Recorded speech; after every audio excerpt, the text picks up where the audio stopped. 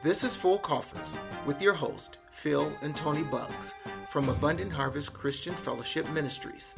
And this week on Full Coffers, The Journey, Part 10.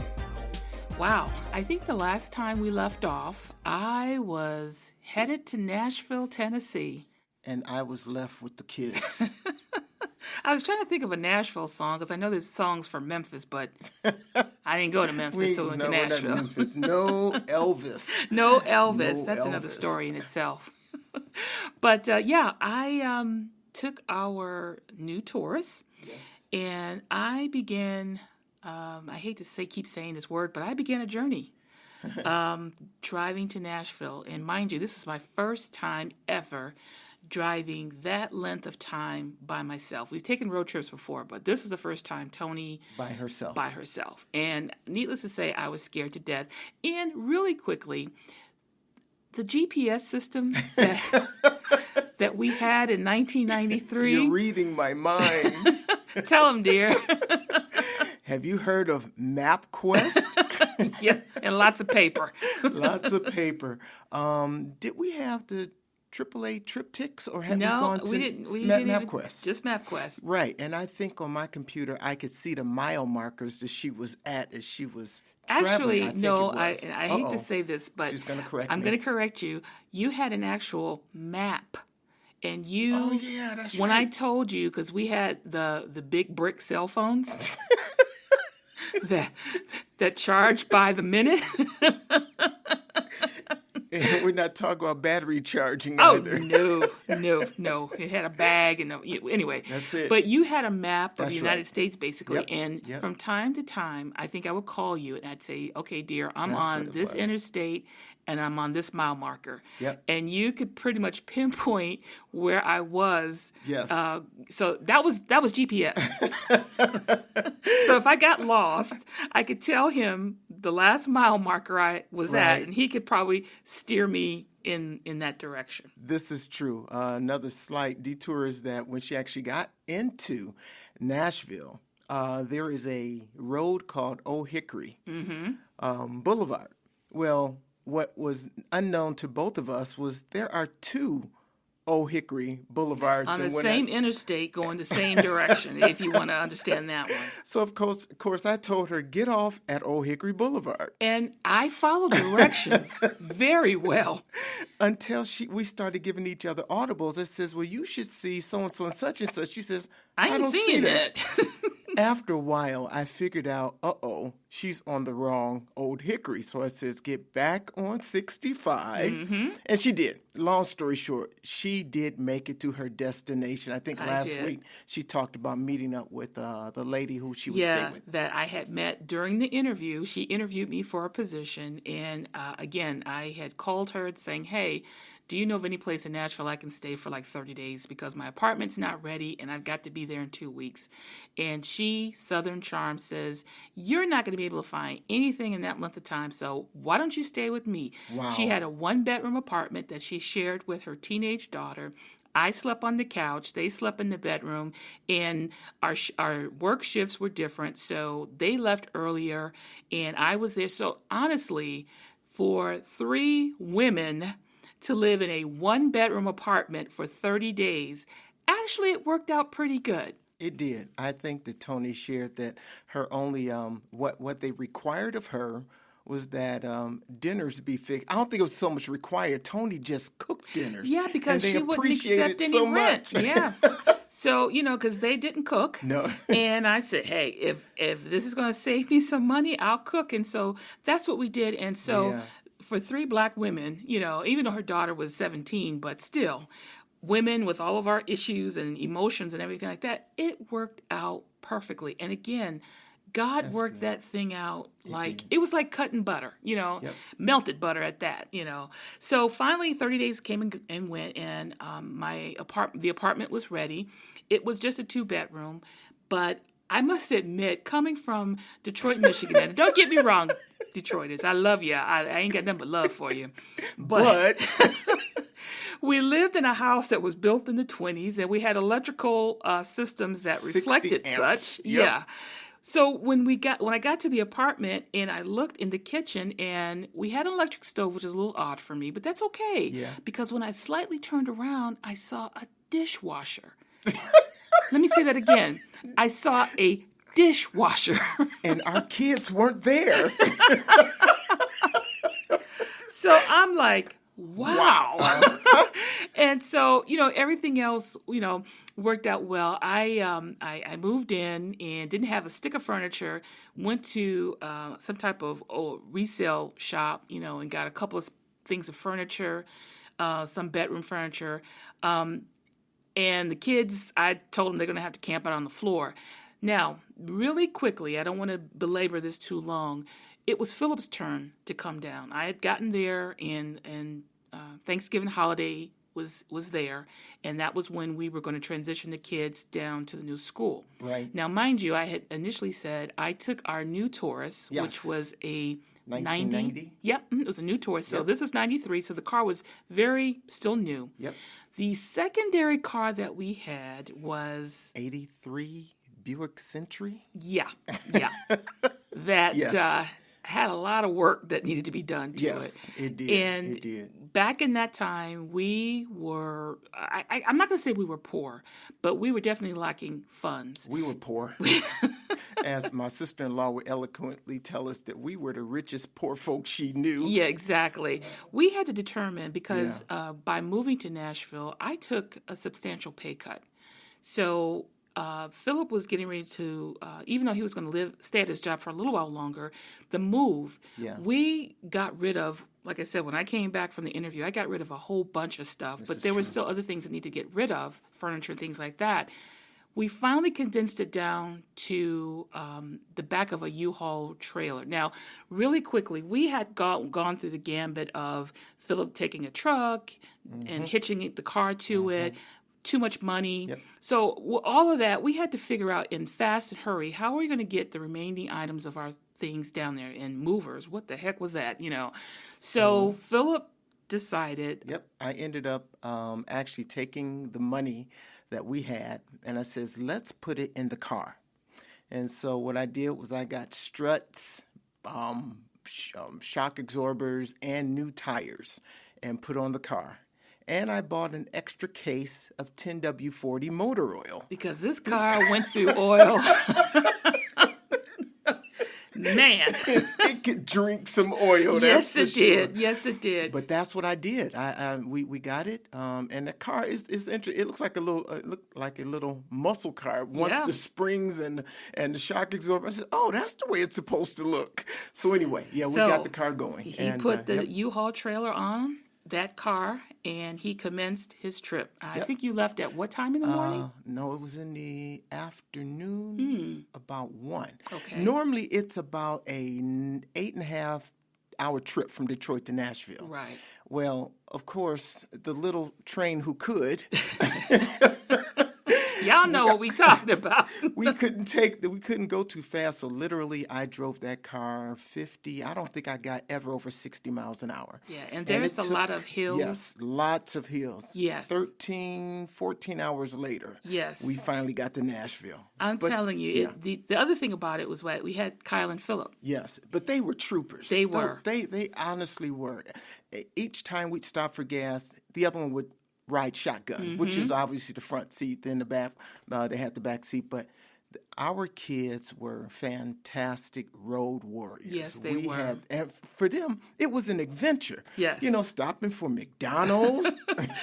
Even though Philip was driving white knuckled, I'm sure, because that wasn't an easy trip. It wasn't. Never pulled a trailer, but again, God's grace. Yes. And just good fortune. What was the order of the day? Yeah. And you can always, the things that we could look at maybe before things happen, and, probably years before that time, we would have said, heck, we'll never do anything like that. Oh, no. But God was in the midst of it. He gave us the wisdom to do what we did. He gave us the strength, the know-how.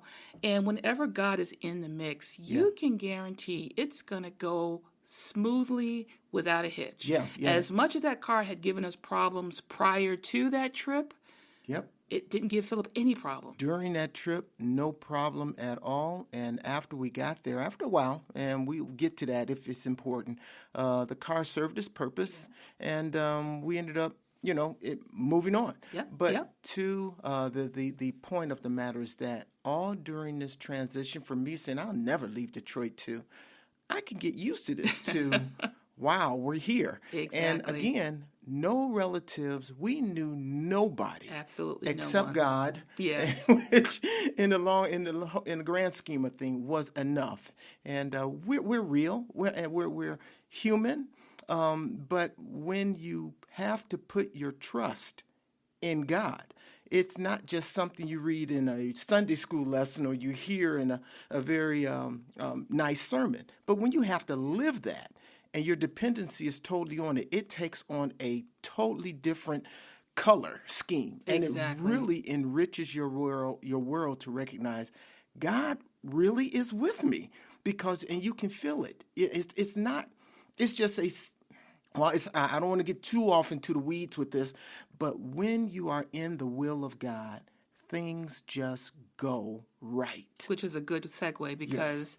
the way he outlaid, not only did he make a way for us transportation-wise and me living someplace rent-free for a month, the apartment that we had, and again, we had no clue really where this apartment was. We had a somewhat of an idea, but this is how it worked. The apartment literally was next door to the school that our children was going to go to. Exactly. My job was in 5 minutes. It wasn't even 5 minutes. Exactly. Yeah. If the Of the traffic house. light was in my favor, I could get home within 3 minutes. Yep.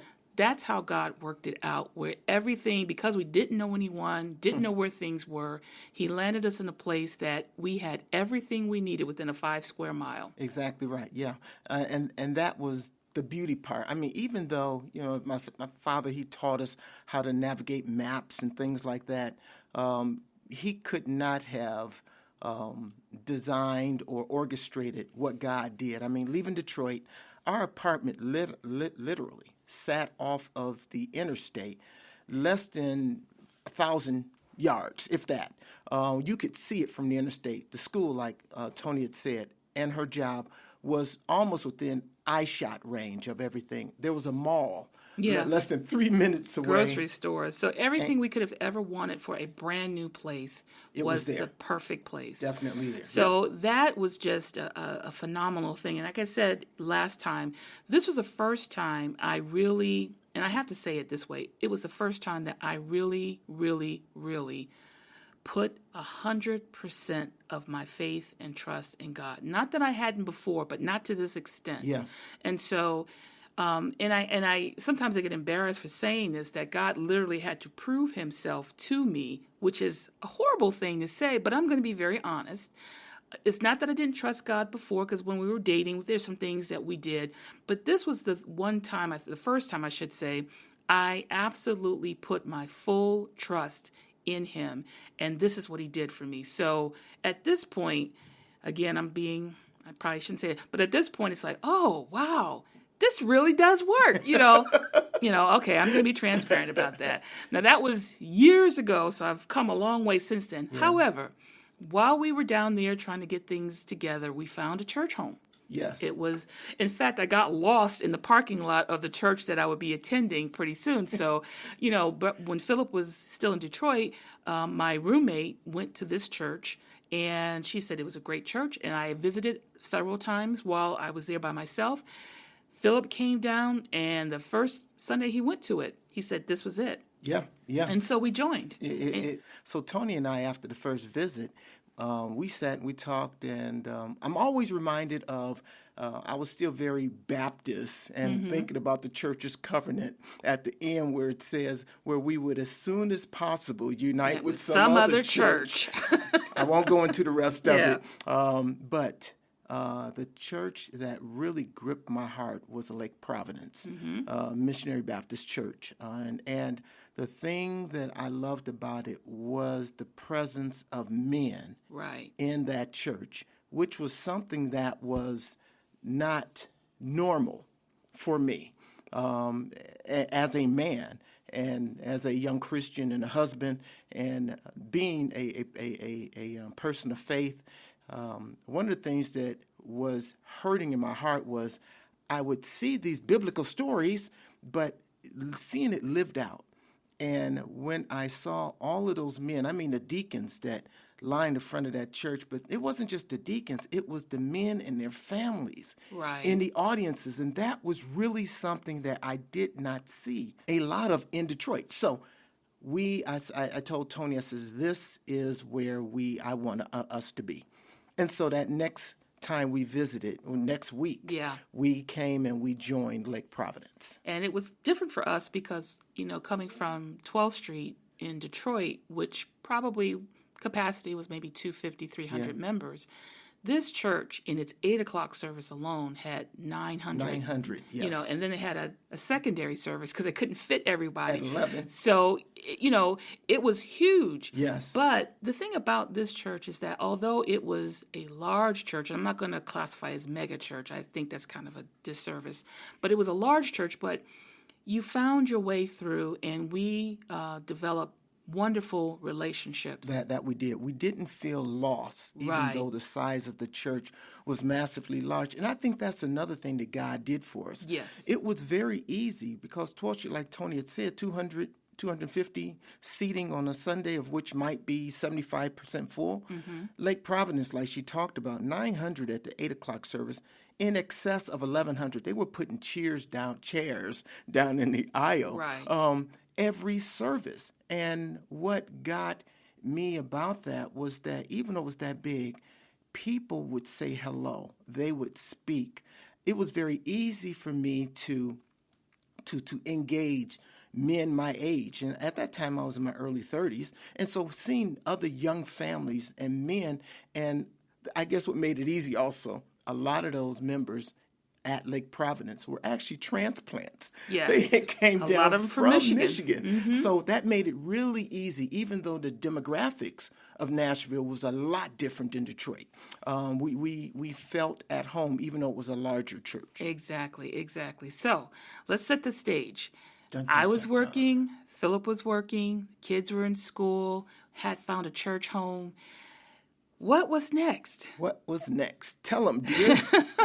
What was next was I began to revisit that feeling of home ownership that I had felt when I came down for the interview. In the previous podcast, I talked about when I went down to Nashville for my interview, and I just saw houses and new construction, things that were very foreign to me. Yes. And I sat back as we were in our apartment, and don't get me wrong, the apartment was great. It was just enough space, it was great. But there was something that welled up in me that said, I'd like a piece of that pie. The only problem was, from my past experiences with money, my credit score would not allow me or us to purchase a home. Our credit score. I think if we added our scores like 200. And again, stuck on stupid with financial stuff. And so, getting my hopes dashed when the mortgage broker would look at me and said, come back in about 10 years when you got your credit cleaned up. I think that made me angry. But it made me more determined that I needed to grow up. We really, going through that process, we had to face the reality. Mm-hmm. Yes, we're children of God, we're favored, but in all of that, we still have an obligation, responsibility to honor God with everything He's given us. So stewardship was something that we had not been good at. And so I think that's an understatement. So God is even in the stewardship. He's in everything. And that is what we had to recognize. Yes, He blessed us to come down from Detroit. He set us up in nice houses and jobs and things. But there was still another component that He needed to get our attention. And I think that when God put that desire in Toni, and I guess myself, I should say it like that, we wanted a house. But when we looked at our finances, and after getting our face cracked several times, it was one of those, okay, I guess we have to get our finances together. We've got to deal with that pink elephant in the room. That's right. And so that is what caused us to take a look and say, okay, how do we go about getting our finances in order? And Toni took the lead. I say it like that. Initially, when we got married, I was the one that was, fairly financially savvy. But if I say it like this, I let Toni do things that I knew in my head wasn't right, but just wanting to get along, I decided to just go along with it. And it took us both down. Yes. There are things, like I said, in the past, and I do take a lot of the ownership of the financial stuff, because at that point, I'm starting to grow a brain. And I don't say that in a negative way, but as I was coming up as a child, I was very closed in, didn't really have a voice. And then I got married and went on, and I began to find my voice, and I probably got a little bit too much voice. So whenever there was something that I felt that I wanted or needed, I pretty much just did it. So that's how we kind of got into this financial mess. So I had to really sit down and say, okay, Toni, we need to grow up here. And so the creditors that we had left back in Detroit, I started making phone calls and trying to get things corrected, paid off, modified. We also understood that we needed to save money for a down payment, because you just don't get a house on zero down payment. We were coming off of that bankruptcy. That was a few years prior to. Yeah, but it was still on. Yeah. It was still on our credit. So, there was a lot of homework that we had to do. So with the savings component, Philip had to basically get a second job. And we started that process of working that plan that I believe God had given us to do. Now, granted that credit, especially bad credit, stays on your account for 7-10 years. So there's a lot of things that we had done that was not going to come off. And the banks basically told us there really wasn't anything they could help us with at this point. Yeah, the interest rate that we were looking at was obviously double digit, plus the amount we'd have to put down, put us out of the market of being able to save, if I just say 20%, plus we were looking at the highest interest rate because of our credit scores.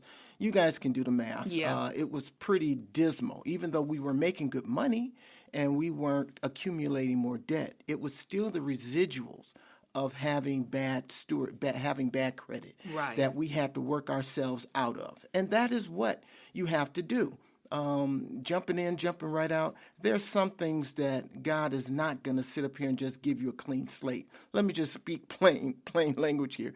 God developed the financial systems that Fortune 500 companies benefit from. If they're successful, it's because of the plans that they have used for good business. And that definitely comes from God. That said, He's not going to sit up here and let Toni and I become millionaires when we've been foolish with our money. We have got to been nice. But you just don't get free passes. Like, you got to learn the lessons. I think one of the people that Toni and I subscribed to was Dave Ramsey. Right. And Financial Peace, I think he's called it. Yep. But she started putting those things in effect, and that got her credit down. But he also talked just straight beans about, you got that new car. You don't need that new car. Turn that new car in and get your used car, that kind of stuff. So those type of financial things we had to come to terms with and say, we're not going to get a free pass. Yeah, that's exactly right. Although it was a little disheartening, we never stopped working the plan, though. We continued. No. Philip continued to work the second job. I continued to pay things off. And I just said, Lord, you're going to have to bless us with a house because, from what man is saying, we're not going to get one anytime soon. Yep. And at that time, although, like I said, the apartment was great, I just felt like we were wasting money. We were. I understand. We I understand there are people need to rent. And believe me, we've rented since. I get that. But if you have opportunities to be a homeowner, then you should take advantage of those opportunities. And I remember that when God gave me the vision to move my family out of Detroit, He says, I've given you and Toni good jobs. I'm expecting more from you. So even from the vantage point of renting to owning, that's acquiring wealth. That is something that God had placed in our hearts to do. And Toni was on target with getting us into the place financially. Right. She took the lead on that. It's not so much I couldn't, but God gave her the plan. for us to follow with that. Yeah, exactly. And so as we were going along with that plan, I happened to look in the paper in Nashville because I was just looking at, maybe a rent-to-own situation. And I happened to run across this ad about a purchase of a house through a private owner. Mm-hmm. And so we called, and he told us where the property was located. We sat there. We looked at the house. It was a small house, like 1,200 square feet, 3 bedrooms, 2 baths, which is a lot more than we had in Detroit. And we fell in love with the house. We did. We went back to the gentleman's house, and he said, okay, these are the terms. I need $5,000 down, and I will carry the mortgage as the bank for 5 years. And then you will have to refinance. And we told him within 5 years, we should be more than able to refinance with a bank so that he can get paid off, and then our obligations would be to the bank. And we would be full homeowners. Exactly. So we had to go back and look at our bank account, and we were like at $3,500. And that's like, whew, okay. So we didn't have a whole lot of time because other people were looking at the house as well. Yep. And so Philip called his brother and said, can we borrow $1,000? Yeah. And his brother gave it to him. And we also had a little extra money coming in from taxes or something. Right. And we were able to piecemeal that $5,000 down payment. That we did. We gave it to the gentleman. Yep. And within a couple of weeks went to closing. And that house was ours. We did not tell the kids anything about this because we didn't want them to be disappointed. Yeah, because we had gone through a couple of these things before. But when we got the keys, we walked in the house and we just looked at it and just thank God for, like I said, it was a small little house, but it was the cutest thing and I loved it to death. Had a little bit over an acre of land, or maybe less than an acre. That's a lot of grass cutting, by the way. Yeah, exactly. But we were in a great neighborhood. It was a very diverse neighborhood. Right. We were able to show our kids a different side of living as opposed to having gunshots in front of the house. As Toni said, we had gotten the keys to the house. We brought the kids over, and we actually asked them to pick which room they wanted. Exactly. Because they didn't know, and then we told them, this is our house. That's right. So it was a great surprise for them. And we were just so happy to be able to do that for them. That's true. And that, they had their own room. That was just, they've never had their own room. So, it was just great. It really was. Fact that, we, again, showing them a different way of life. We That's knew true. At the end of the day, they would choose their own way of living, but we wanted to show them a different way of life, of not having to live in violence all the time. Right, or every time you got out the car, you had to lock your door, exactly. roll the windows up. Exactly. I mean, Detroit had just gotten like that. Exactly. So again, let's hit the replay button again. So we had jobs, and we moved, and the kids were settling in school. We found a great church home. We were building relationships in our neighborhood, in our community, and we were just toddling along. We were. Up until probably around our 13th year of being married. Yes. Not that it's always a bad number. I didn't even think about that. But But things started happening in our lives. And I really believe what it was we had avoided some speed bumps, and we tolerated them. But I think after you done hit your toe on something so long, you start to not hit your toe and say, hey, I don't like this.